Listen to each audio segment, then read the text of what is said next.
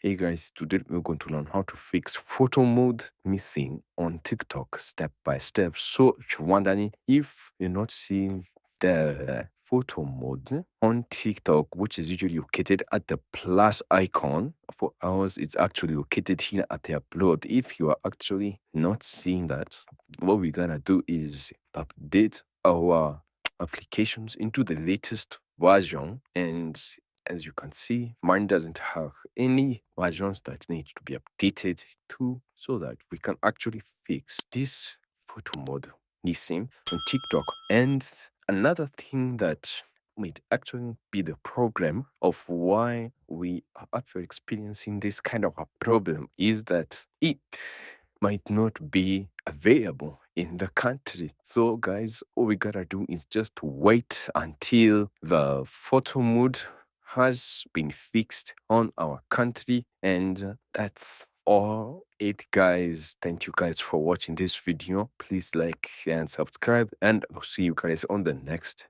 video.